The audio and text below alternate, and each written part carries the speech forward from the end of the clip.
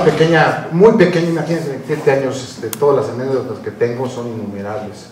Y me sé de chile, de dulce y de canela. Entonces, no tiene mucho sentido que me pase, que me voy a tardar más de 40 minutos en las puras anécdotas. Estoy muy veloz. Yo creo que ustedes saben mucho de esto, de interferometría. Les voy a decir un poquito del racional, o por qué demonios medimos, por qué nos interesa medir, ¿okay? Y después de eso nos vamos a concentrar en un par de pruebas fundamentales en el grupo, una con la cual empezamos en 1991, y después me voy a concentrar en algunos resultados, y voy a ver si me da tiempo de hablar un poquito de la naturaleza dual de los electrones. La que nos interesa a nosotros es la naturaleza ondulatoria de los electrones, para poder hacer interferometría. Y finalmente voy a dar unas conclusiones que creo que para todos nosotros son muy importantes, porque nos muestran el estado del arte de la metrología óptica y por qué la metrología óptica es una de las disciplinas de la óptica, de las alrededor de 130 disciplinas que tiene la óptica, por qué la metrología óptica es una de las más importantes desde un punto de vista de ciencia básica, ciencia aplicada y tecnológica. Aquí lo que estoy mostrando es un holograma electrónico hecho con electrones, en donde estoy introduciendo una nanoantena.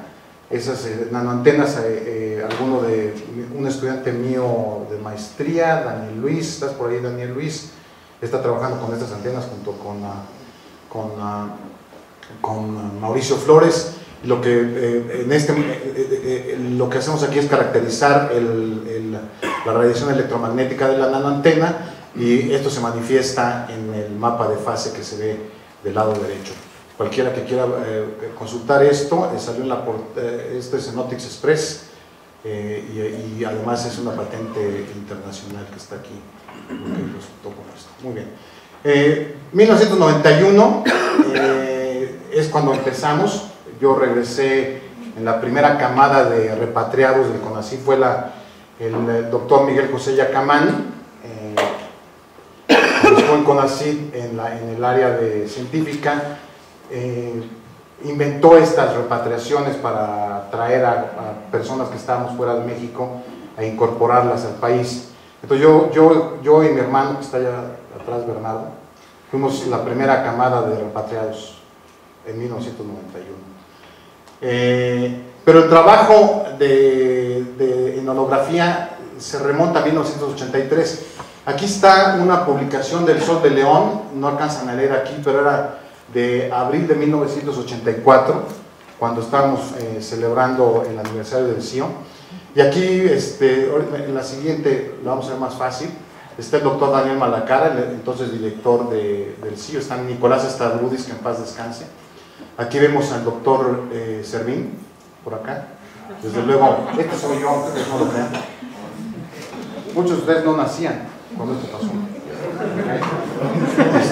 Ni estaban en los planes de sus papás. Este personaje es Jorge Flores. Jorge Flores era una distinguida personalidad, porque todavía está vivo, de la Universidad Nacional y también del CONACYT. Pero vean lo que dice aquí: hacia nuestra independencia tecnológica, 1984. ¿Okay? Todavía estamos batallando con ese tipo de anuncios en los periódicos. Empezamos el grupo Ramón Rodríguez Vera, Jesús Rafael Moyacesa y Andrew Moore. Mis colegas por acá sí conocieron tanto a Ramón como a Jesús. Ellos dos ya están retirados. Y Andrew Moore era un postdoc que traje yo de Inglaterra a empezar el grupo en 1991. Y a él, Andrew Moore, ahora si lo googlean, es profesor en la Universidad de St. Andrews en Escocia, ¿verdad? En Edimburgo. Entonces, todos ellos que empezaron el grupo junto conmigo, que tuvieron esa aventura, son grandes. Ramón Rodríguez fue nivel 3 del SNI, Chucho nivel 1, y Andrew es ahora un eminente profesor en la Universidad de St. Andrews en Edimburgo. Entonces todos ellos hicieron una buena carrera, afortunadamente. El dinero que yo obtuve de la repatriación nos dio para comprar un montón de cosas, pero nos dio algo que compramos, que fue el segundo láser en el mundo que era un láser pulsado de neodimio YAG de doble cavidad. Entonces teníamos dos láseres independientes, pero gracias a que estaban sembrados, podíamos hacer interferometría con dos láseres independientes.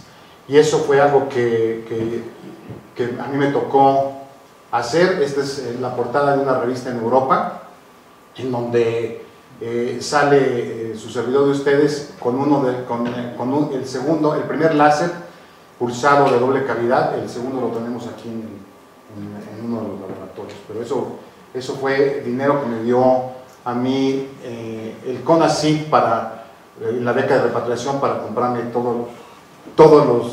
equipo necesario para empezar el grupo de metrología. Muy bien, y pues vemos aquí, por ejemplo, quién es el don Chente Fox visitando mi laboratorio, cuando era gobernador del estado. Ya muchos de ustedes ya habían nacido cuando eso pasó. Aquí está Carlos Pérez.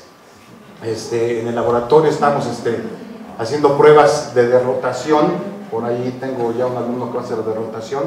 Estábamos viendo los álabes de este ventilador, precisamente en el laboratorio. Este es un snapshot del grupo en algún momento en el tiempo, de los que formábamos y estaban interesados en formar el grupo. Este es Ramón Rodríguez Vera, y este es Bernardino Barrientos. No sé si Bernardino está aquí, pero hicimos un trabajo muy interesante con el gran telescopio milimétrico en una de los picos más altos cerca de Puebla. Aquí estamos a 4.400 metros sobre el nivel medio del mar, y de lo que se trataba era de medir la curvatura de cada uno de los paneles del gran telescopio milimétrico. Eso lo hicimos aquí en el CIO, en el grupo de meteorología. Y así nos vamos, ¿no? Como les dije, mejor ahí le paro, porque son anécdotas que nos pueden llevar más tiempo del que ustedes me pueden brindar. Y entonces, ¿por qué la metrología óptica? O sea, ¿de dónde viene? Yo recuerdo perfectamente bien que cuando Daniel Malacara me invitó a trabajar al CIO en 1983, siempre teníamos una discusión más o menos amigable en muchos términos. ¿Por qué no le decíamos interferometría a la holografía? Yo le decía, es que la tendencia desde 1983 es que la tendencia de la metrología óptica es muy amplia. Entonces no podemos agrupar a todas las técnicas en metrología óptica que están ahorita y que van a venir en el futuro en simple término de interferometría. Y más adelante en una transparencia les voy a dar una cita bibliográfica para que la chequen, de un colega mío que está diciendo por qué le llamamos holografía a la holografía, siendo que es vulgarmente interferometría. ¿Okay? Entonces, ¿pero por qué metrología óptica? ¿Okay? Pues este es uno de los 40.700 ejemplos que hay en el planeta de por qué la metrología óptica. Noten que en la cuarta dinastía, alrededor de 2580 años antes de Cristo, se construye una pirámide con una precisión en la construcción, en el ángulo de inclinación, en la orientación y en el nivel. Los bloques de piedra, se le puede poner una navaja de rasurar entre los bloques y cabe perfectamente bien. Estaban perfectamente bien construidos. Hay una elevación de aproximadamente 16 milímetros en toda la base de 230 metros, apenas 16 milímetros. ¿Okay? Todavía hay un poquito de cosas que podemos decir. Entonces, creemos que estaban midiendo con esta línea que usan nuestros arquitectos expertos en México, que son los albañiles, ¿verdad? Para ver si está todo bien derechito. ¿Okay? Creemos que usaban los niveles de aire, y desde luego mucha de la orientación que usaban era a través de la observación del cielo. ¿Okay?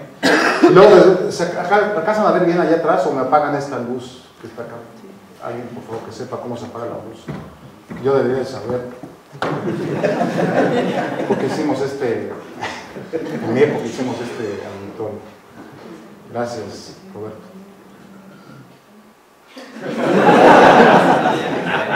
Ya que está encargado de seminarios,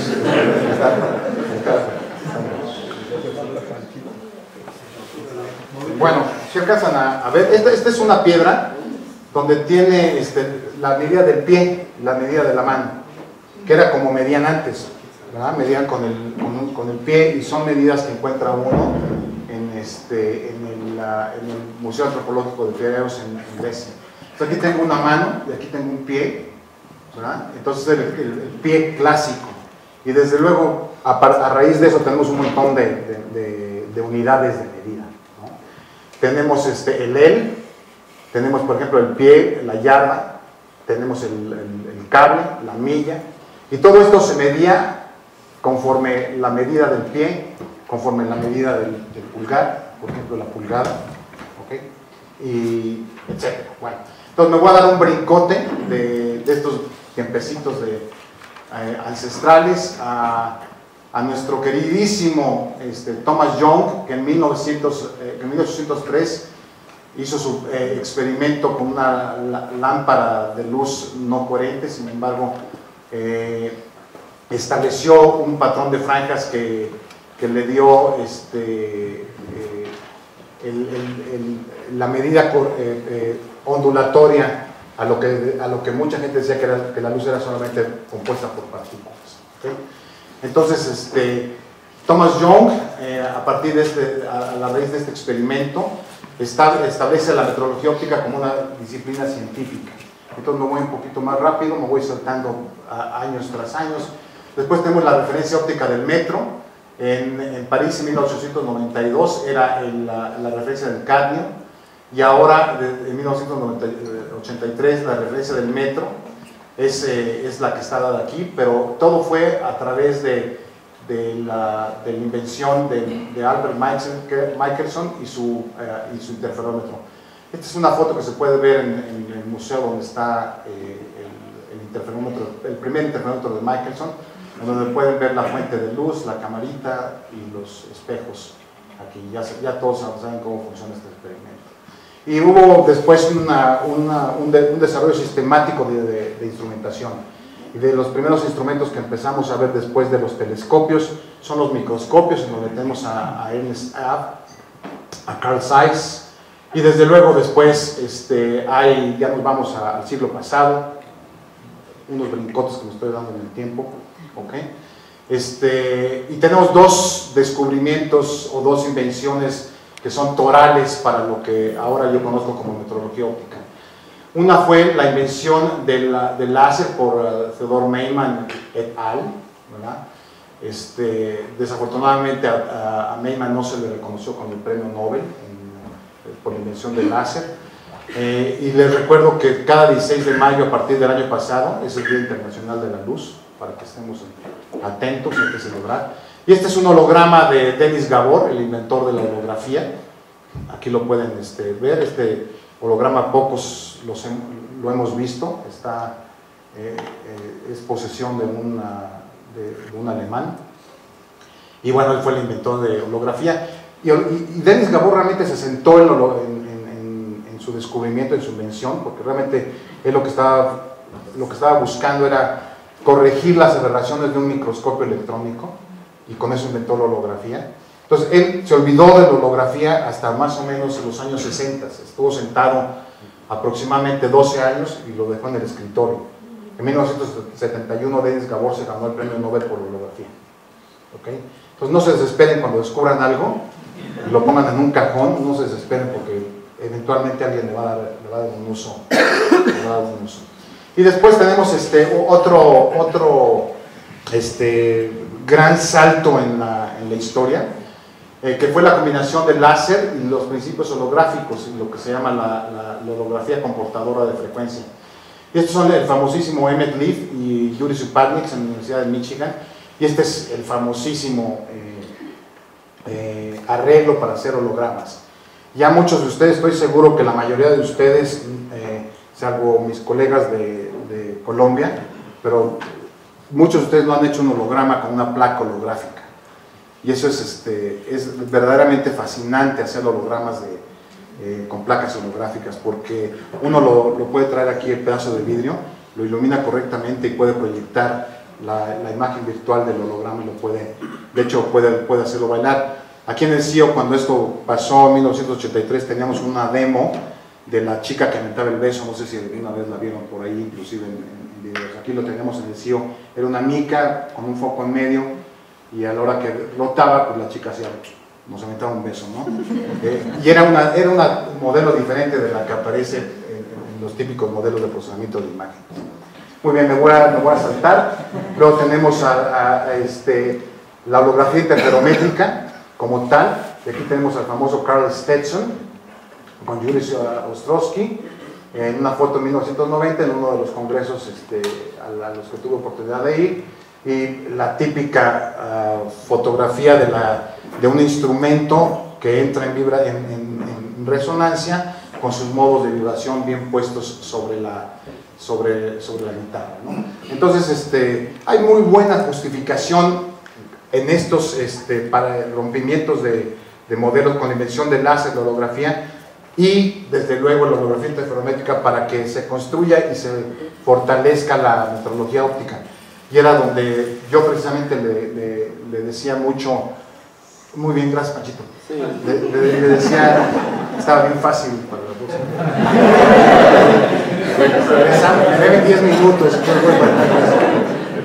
listo, ¿no? Voy recuperando tiempo. Muy bien, entonces de esto se trata, ¿ok? Todo lo que les voy a presentar es básicamente obtener franjas de interferencia, sacar la fase y medir cuantitativamente los fenómenos que estoy observando. Es básicamente a raíz de Carl Stetson. Pero antes de eso, ya con la aparición del láser, ya se había reportado el efecto del espectro. Aquí está, el artículo está en alemán, sin embargo uno de mis amigos me ayudó a traducirlo, y dice, con referencia al fenómeno que cuando pasa la luz monocromática a través del medio turbulento, se crea el fenómeno del moteado, del espectro.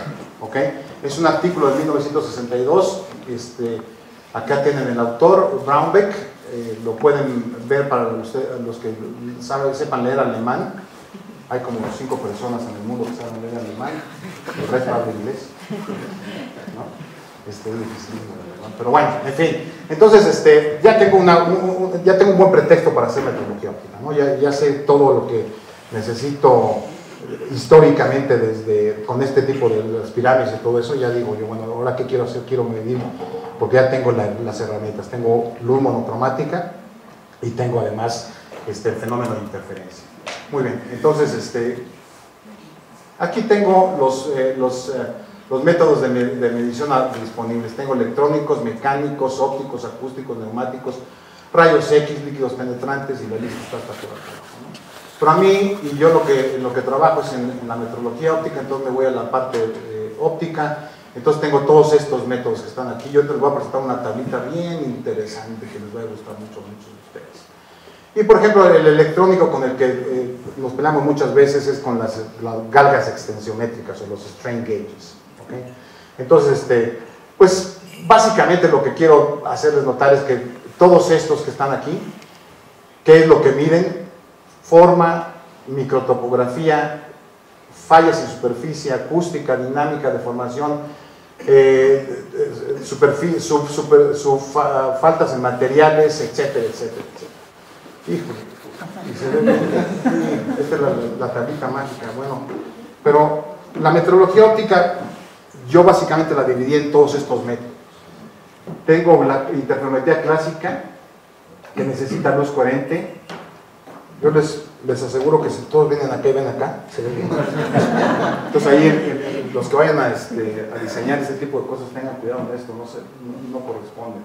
Pero las mediciones que se hacen son microscópicas y nanoscópicas. Luego, por ejemplo, tengo, déjenme, porque yo tampoco veo desde aquí. Tengo las técnicas de moteado, que son estas que están aquí, macroscópicas y microscópicas.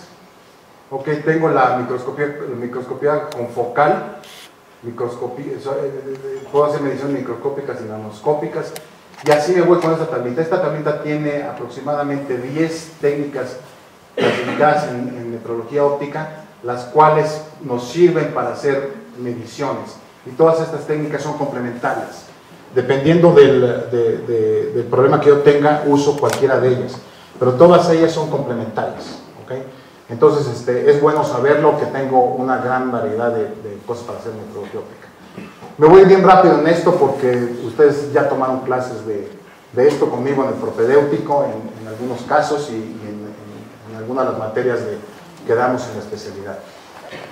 Pero me voy a referir entonces en todo esto, en interferencias en relación a la interacción entre haces que se propagan, y la refracción, esparcimiento y difracción dependen de la interacción de ese haz con la materia. Entonces, lo único que a mí me interesa aquí, y esto ya lo conocen todos mis estudiantes, es el vector resultante de dos haces que interfieren, ¿ok? Las condiciones son que la frecuencia sea casi idéntica, y esta es la cantidad que voy a estar observando, que me va a dar como resultado un interferograma de salida, ¿ok? Puedo hacer muchas técnicas para obtener la fase. Puedo introducir una fase temporal, que es esta nu que está aquí, movimientos de fase controlados, que es la alfa, y desde luego tengo la corrimiento de frecuencia, que es este término que está aquí. Los requerimientos que son importantes para tener un interferograma de calidad es que la fuente tenga coherencia espacial y temporal. Okay. Entonces, esto se debe estar también moviendo, pero ojalá que los demás sí tengan movimiento, sobre todo estas maripositas, y estos son el típico holograma que se tomaba en aquel entonces de una cantante con su garganta llena de franjas de interferencia debido al desplazamiento de la garganta. ¿Okay? Y ese es el paper que les digo que es muy interesante que lo lean. Dice holografía, un nombre muy venturoso para la interferometría, con signo de interrogación, de Peter de Groot, que trabaja en SAIS. Vale la pena que lo lean, es muy interesante para que ustedes puedan descubrir cuál es la diferencia entre la interferometría clásica como la conocemos y la holografía. Yo tengo el paper, el que quiera, nada más luego me manda un correo y se lo mando. Ok, pues vámonos directamente a los resultados para que vean algunas cosas que tenemos. Muy bien, les voy a presentar un sonar, cómo suena un sonar a 3 kHz, una onda viajera, una onda armónica en el plano oscilando a 33 y a 37 kHz, este es ultrasonido, ¿ok? Y esto es utilizando estos resultados van a ver los problemas que teníamos en un principio para poder cuantificar el movimiento. Cuando tenemos solamente franjas, es relativamente fácil calcular la amplitud, porque de franja a franja es aproximadamente una lambda de desplazamiento. Pero si yo les digo de las imágenes que voy a pasar, a ver, díganme si está moviéndose hacia afuera o hacia adentro, o si se está moviendo en el plano, no me van a poder responder. ¿Okay? En 1983, cuando yo llegué al CIO, había un digitalizador de franjas y tenía uno que ir contando los puntos para poder sacar la amplitud exclusivamente la amplitud de los interferogramas que se hacían por ejemplo en el salón de pruebas de superficies ópticas aquí en el CIO. Era un digitalizador, llevaba semanas digitalizar una imagen, ¿ok? Y este problema ahora, pues desde luego ya ahora tarda segundos. Pero entonces, yo espero que se mueva, y si no se mueve, Houston, tenemos problemas muy serios, porque me voy a tener que salir de la presentación e irme a la fuente. Sean pacientes. Esto en mi oficina estaba... No me cuentan este tiempo.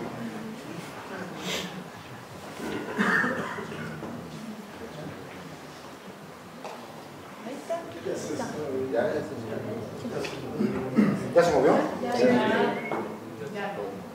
Ah, hubiera gritado antes.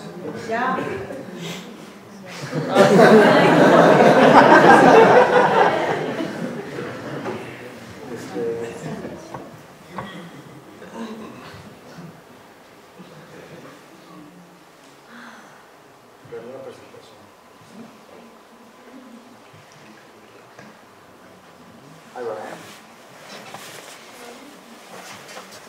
famoso... No, eso es mozo. Vamos a empezar otra vez. ¿Ya está moviendo entonces? Sí. Ahí va otra vez. Okay. Y lo chequeé muchas veces, lo chequeé inclusive en mi casa, en la casa de todos ustedes, y estaba funcionando. Entonces esto es una comunicación entre... Acá está. Por ahí no sabe nada, ¿no? Bueno, le presento a mi familia. Okay. Entonces, ok. Entonces, ¿cómo hicimos que se movió? De repente empezó a moverse. Es un sonar que está dentro de una piscina en British Aerospace en Bristol. Está sumergido aproximadamente 5 metros dentro del agua. Lo estoy observando a través de una ventana y la estoy haciendo que el sonar funcione. Entonces el sonar hace movimientos flextensionales y sale y entra para poder mover el volumen del agua y comunicarse dentro del agua. Y esas, alcanzan a ver las franjas, ¿verdad? Son apartándose aquí, hacia acá, con curvatura hacia acá y luego con curvatura de este lado. Y era más fácil presentarlo en otro tipo de video. Bueno, lo siento mucho porque no me voy a atrasar en esto. Esta es una onda viajera, la primera vez que se viera una onda microscópica viajando en una viga. Y este es también lo que quiero que noten aquí es ondas en el plano, es un ultrasonido, es una placa metálica, aquí está la referencia. Esta es una portada de una revista también. Es la primera vez que se calculaban los esfuerzos en el plano utilizando interferometría de moteado, como se llamaba en este entonces, y este es básicamente lo que estábamos calculando aquí. Y entonces me salgo de aquí si es que se puede. Ok, entonces ya conocemos este arreglito de la holografía digital interferométrica. Tengo un láser, lo divido en dos. Uno ilumina el objeto que voy a estar estudiando y lo observo a través de una cámara. ¿Okay? Tengo un estado no deformado, un estado deformado. Hago la comparación entre estos y obtengo la fase envuelta, la desenvuelvo y obtengo una animación del insecto que voy a estar viendo en un instante. ¿Okay? Hay cosas muy interesantes que notar. La resolución espacial, por ejemplo, de la cámara con la que estábamos manejando en ese entonces, era aproximadamente de 220 líneas por milímetro, mientras que las placas holográficas nos daban más de 3000 líneas por milímetro. Entonces la conclusión aquí es que solamente puedo ver objetos con un ángulo angular muy pequeño, de pocos grados, o tengo que situar el objeto muy lejos de la cámara. Y yo tengo compañeros, inclusive cerca del Círculo Polar Ártico, que hacen estos tipos de experimentos y tienen los objetos a 30 metros de distancia para poder obviar este impedimento. Entonces, vamos a ver ahora los resultados en macroscópicos. ¿Okay? Tengo tiempo. Vamos a ver, tampoco sé, no, algo está pasando. Esto se supone que pueden ver el aleteo de las mariposas. Lo que puedo hacer, bueno, que lo hice, lo que sí me gustaría que vieran. Sí, ya, wow. Es que se asusta cuando me acerco. Y empezó a funcionar. Ok, esta es una portada del Journal of Medical Optics también. Es un trabajo muy acertado, en donde podemos ver muchos detalles del microvuelo, de la microdeformación de las alas de la mariposa conforme está impartiendo el vuelo en el laboratorio. El experimento tiene sus detalles, no lo voy a mencionar, pero Unos meses antes estaba un grupo del MIT haciendo este tipo de experimentación con robots, con abejitas robóticas, y nosotros lo hicimos con un ser vivo. Y lo que el mensaje aquí es que la adaptación al vuelo es activa, las alas de los insectos no son, si uno las ve parece que se mueven completas, y no, sin embargo están haciendo movimientos en todas sus partes, ¿okay? Hemos hecho este trabajo también muy interesante, que es una vez que uno tiene la deformación de los objetos, hay que encontrar la forma del objeto que uno está observando y poner la deformación sobre el objeto, porque si no uno tiene errores. Cuando uno tiene que cuantificar esto y pasárselo, por ejemplo, al diseñador de este tipo de objetos, va a tener unos errores si no le pasa las deformaciones sobre el objeto. Entonces, esto también lo hemos hecho en reconstrucción de la forma del objeto, y lo que tengo aquí es a 360 grados. Entonces le doy la vuelta al objeto y pongo las deformaciones conforme las encontré. Este es otro gran trabajo que hicimos con la membrana timpánica. Tanto la doctora Socorro Hernández como Mauricio Flores estuvieron en un grupo con el cual tenemos mucha colaboración en Estados Unidos, que están trabajando directamente ese grupo y nosotros en aquel entonces con la Escuela de Medicina de Harvard, para estudiar la membrana timpánica. Entonces aquí son resultados únicos que se obtuvieron, en particular la forma de la membrana timpánica. En los libros de anatomía se decía que la membrana timpánica tenía una forma cónica, y con los métodos de metrología óptica, lo que usamos nosotros, logramos encontrar la forma verdadera de la membrana timpánica, que es efectivamente, tiene conicidad, pero tiene algunos otros volúmenes exteriores que la hacen un poquito diferente de ser cónica completamente.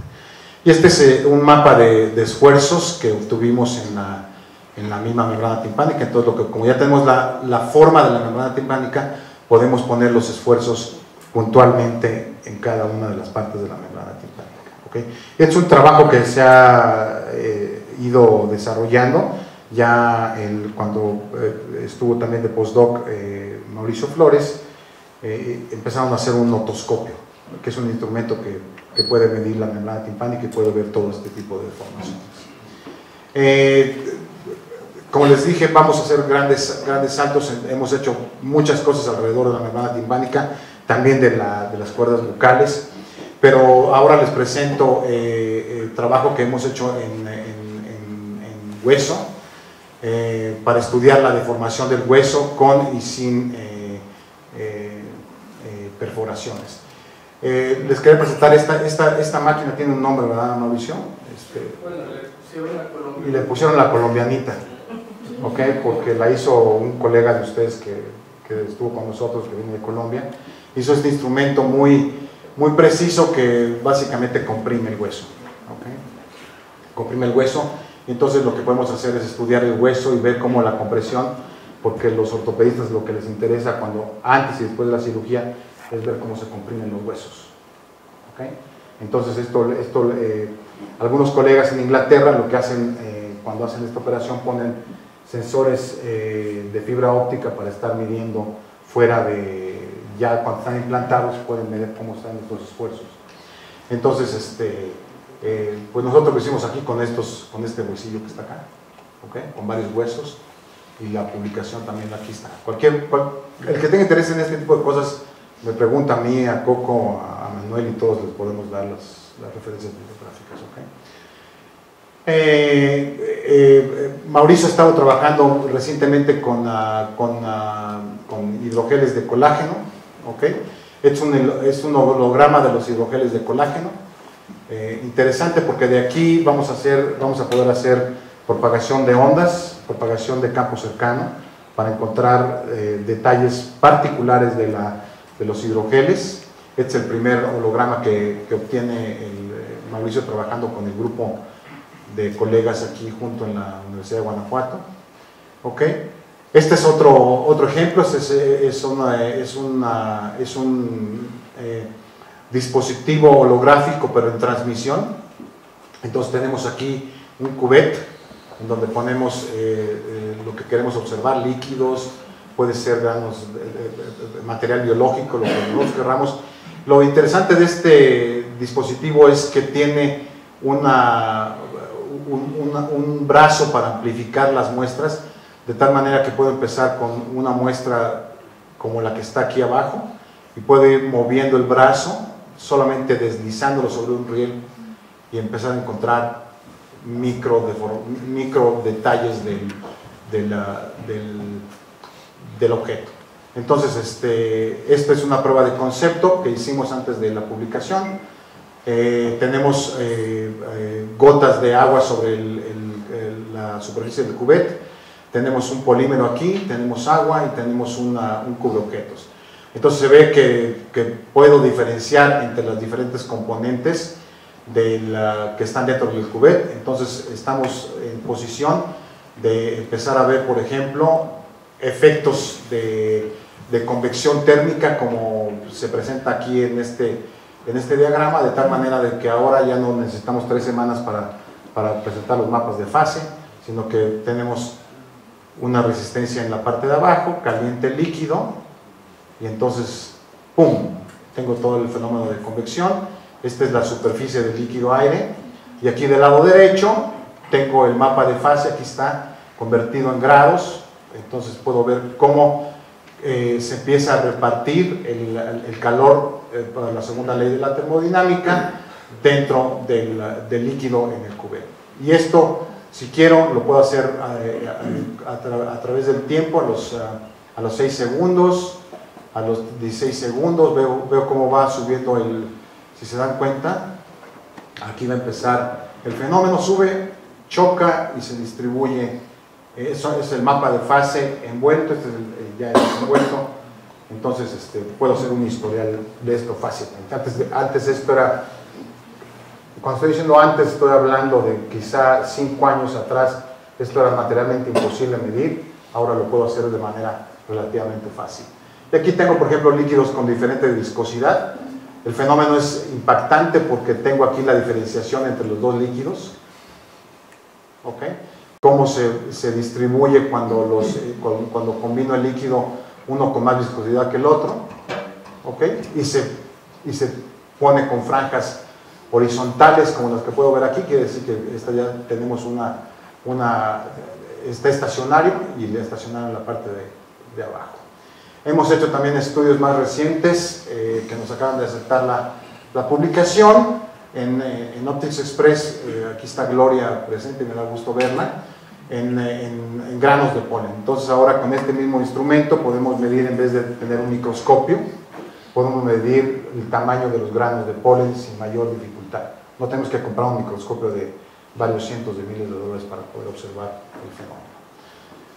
Hemos hecho holografía digital microscópica con células de piel. Este es el holograma de un fibroblasto de célula de piel. Esta es la fase desenvuelta. Noten la similitud que hay entre ambos, entre el tejido, el holograma y lo que podemos sacar de información. ¿Ok? Recordemos que Denis Gabor no le importó esto y se durmió varios años en la idea hasta que le dieron el premio Nobel. Este es tejido del pulmón, ¿ok? Esta es la fase desenvuelta y podemos sacar, si hacemos con estos hologramas propagación de ondas en campo cercano, podemos sacar varias capas de información de lo que estamos observando. Entonces, pasemos al mundo nanoscópico. ¿Quién está llevando el tiempo? Yo estoy viendo acá, pero ¿alguien más? Ok. Entonces tengo todavía 15 minutos. Vamos al mundo nano. Y aquí es importante que les haga mencionar que lo que les voy a presentar ahora lo hicimos, el grupo tiene una estrecha colaboración con la Universidad de Texas en San Antonio, en donde tienen un microscopio de transmisión electrónica con un dispositivo para hacer holografía. ¿Okay? Esa idea el hacer la holografía por data de hace 80 años, pero no podían hacer lo que estamos haciendo nosotros porque la fuente de electrones no era coherente, número uno, y número dos, los lentes que usa el microscopio no estaban corregidos para aberraciones, y ahora ya están mucho mejor corregidos, ¿ok? Entonces, ya no es luz, ahora estamos jugando con la naturaleza ondulatoria de los electrones, y eso es por demás interesante, impactante, porque voy a hacer voy a correr un programa que espero que funcione, en donde voy a empezar a ver conforme caen electrones en los píxeles de la cámara, entre más electrones caen, la naturaleza ondulatoria les va a permitir hacer interferencia. Eso se los voy a mostrar en un segundo. Pero quiero que sepan que entonces esto que voy a estar presentando está hecho con electrones. Y es también parte del trabajo del grupo de metrología óptica del CIE. Esto es la diferencia entre ver con fotones y ver con electrones, ¿okay? El asunto es que en el 2014 el premio Nobel de Química fue en nanoscopía, ¿okay? Entonces volvemos a tener un premio Nobel en óptica en una rama que no es la física. Muy bien. Y aquí viene, entonces yo espero que aquí lo que va a empezar a pasar es que va a empezar a tener la primera imagen con un total de 300 electrones, es los electrones por píxel. Lo que vamos a empezar a ver es cómo se llena la imagen, la segunda imagen con 1000 electrones, 2000 electrones, 5000 electrones, 10.000 electrones, etcétera, etcétera, etcétera, hasta que empiezan a aparecer las franjas de interferencia. Y si no, sí lo voy a sacar, vamos a ver, creo que va. Entonces, 1000 electrones, 2000 electrones, 5000, vean formándose las franjas, 20.000, 50.000, ahí están las franjas, 100.000 electrones, 300.000 electrones. ¿Ok? En tiempo real. Estoy en el microscopio dejando caer electrones. ¿Ok? Y cuando tengo cantidad suficiente de electrones por píxel, empiezo a ver cómo la naturaleza ondulatoria de estas partículas les permite hacer interferencia. Entonces, con eso justifico el hecho de que sí puedo hacer interferencia con un microscopio de transmisión. ¿Ok? Muy bien. Entonces, continúo. Estas son las cantidades que puedo medir. Puedo medir el potencial cristalino, puedo medir el campo magnético, puedo medir el campo dieléctrico, y lo más importante en muchos casos, puedo medir la forma, la morfología de lo que estoy observando con el microscopio. Y esto es por demás interesante. Esto no se los explico, pero básicamente es un microscopio. ¿Okay? Estas lentes que se utilizan son bobinas que hacen que los electrones cuando pasan por ellas se deflecten y converjan y hagan la imagen del objeto, la hagan aquí. Introduzco algo que es interesante, introduzco un biprisma, que no es más que un alambre de tungsteno.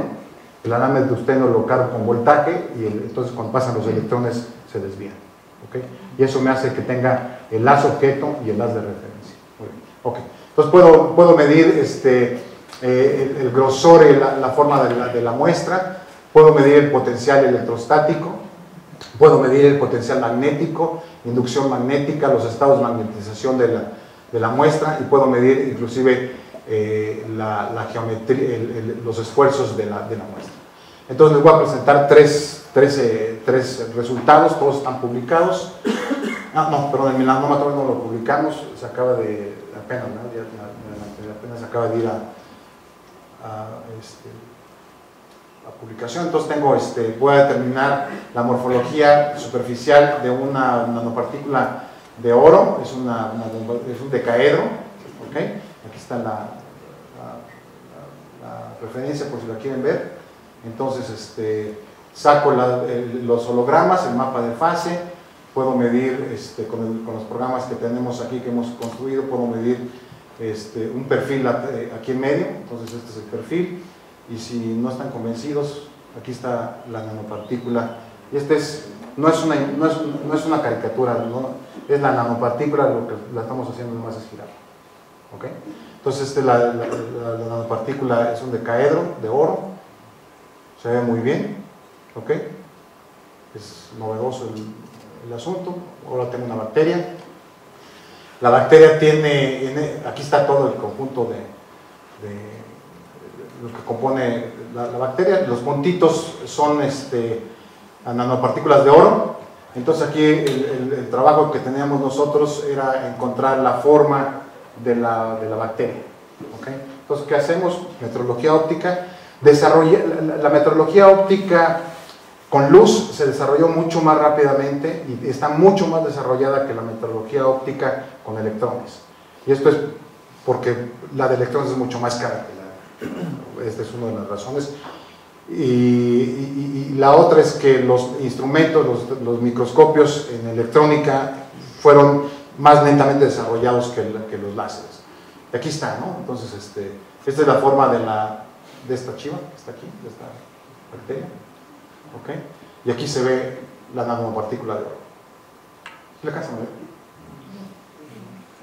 Pues aquí hay un bultito. Me da, bueno, a ver. Así ya sé dónde está. Ahora sí, chiflando y aplaudiendo, ¿eh?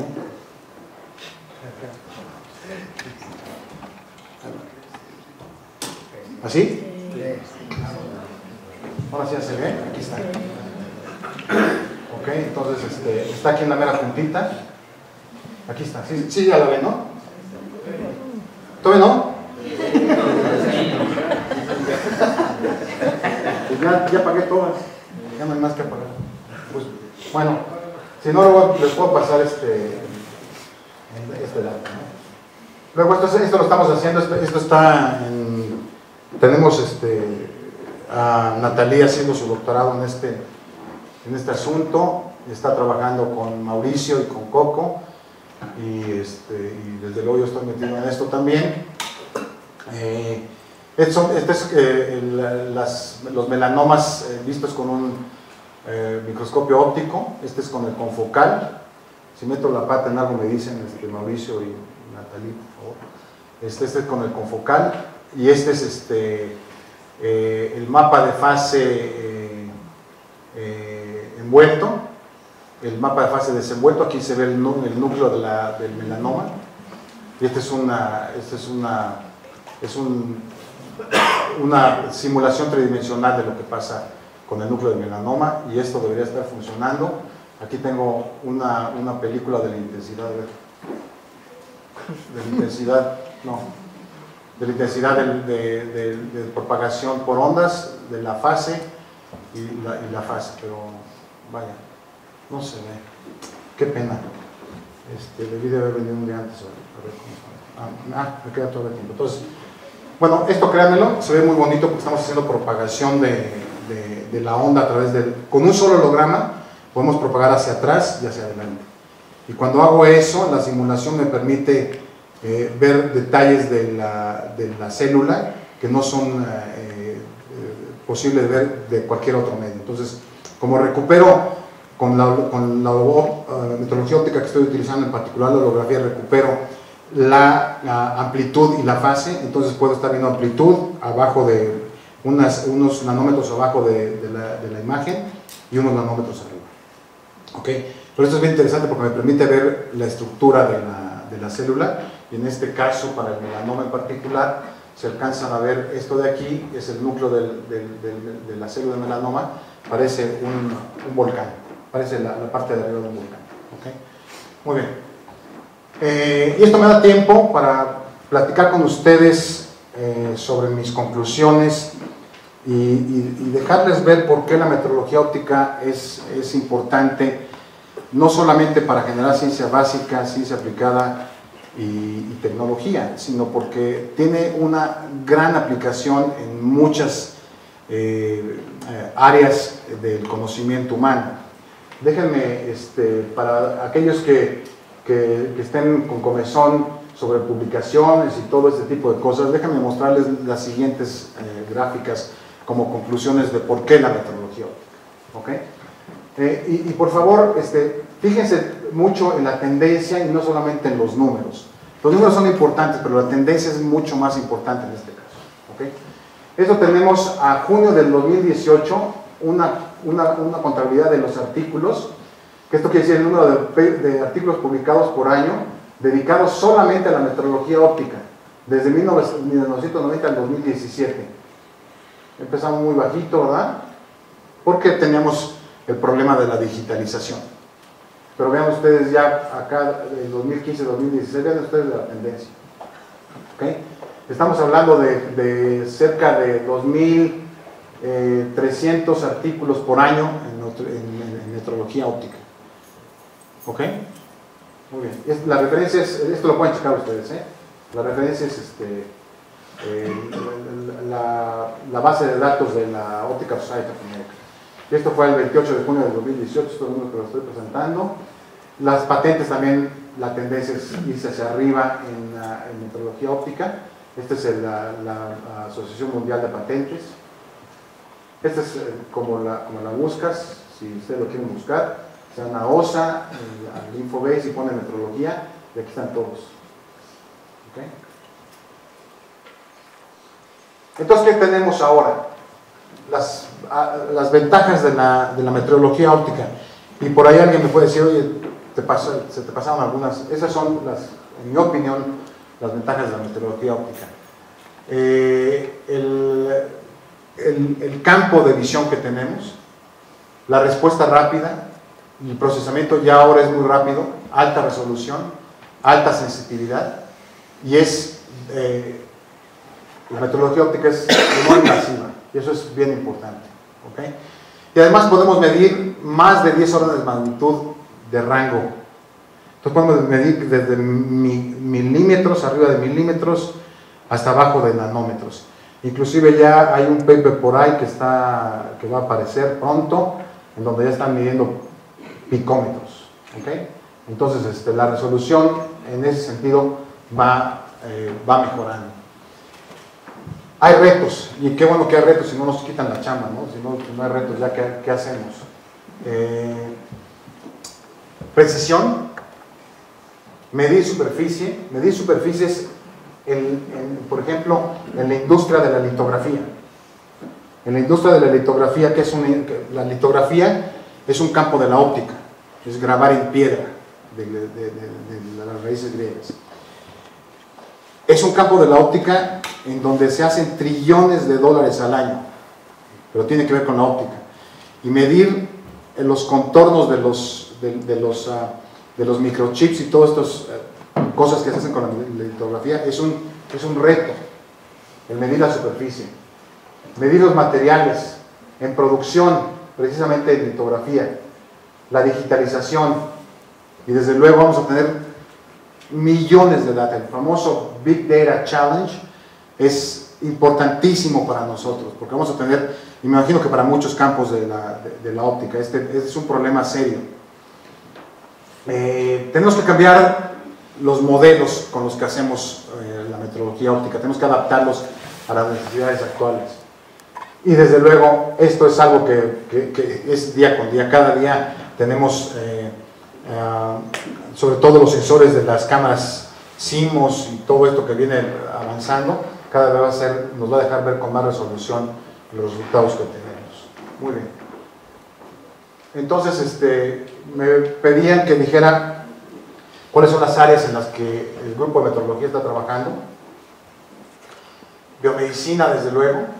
Nos estamos metiendo con nanociencias y tecnología, y esto muy pegado, muy de la mano con la gente de la Universidad de Texas en San Antonio. Estamos haciendo una propuesta de un proyecto para medir.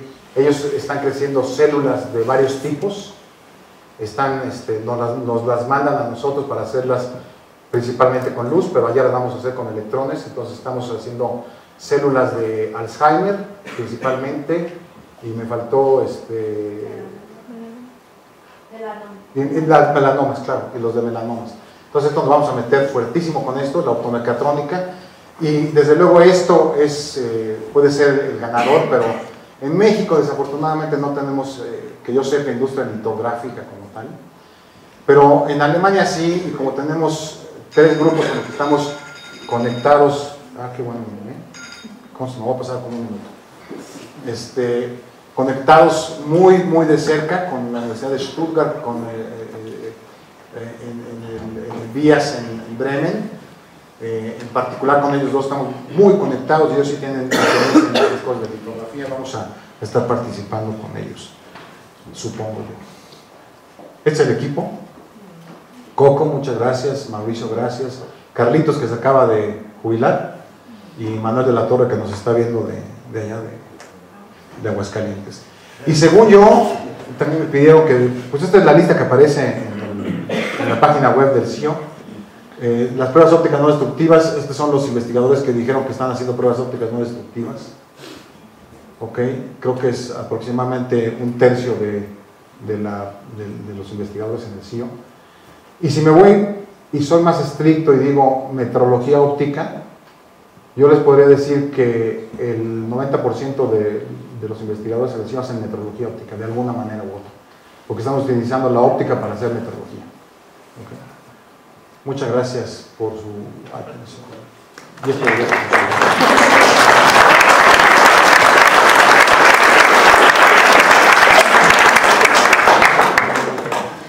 pues muchas gracias, Fernando. Pues, no sé, tenemos tiempo para algunas preguntas, entonces vamos a hablar. Oye, la parte de la holografía allá en San Antonio, ese experimento es igual al de Young que se hizo originalmente con electrones. Es muy parecido. Poquitos electrones y no hay ningún patrón de difracción hasta que eventualmente se empieza a formar. Entonces, no sé si el que hicieron ustedes sea el segundo o pudiera ser, ¿cómo se llama? O alguien más ya lo hizo antes. Porque pues, digo, este es un super kit porque la otra cosa que pueden hacer es observar. Y se me empieza a aparecer la franja de interferencia, porque sí. Eso, cuando se hizo con electrones la primera vez fue lo que se notó. Que precisamente pocos electrones se comportan como partículas, muchos electrones, entonces es la colectividad que hace la onda. Exactamente. Pero eso nada más lo hacen allá, ¿verdad? Exactamente. Es la colectividad lo que hace. Pero se hizo con luz. Primero se hizo con luz, Bernardo. Ahora, ese experimento, con luz.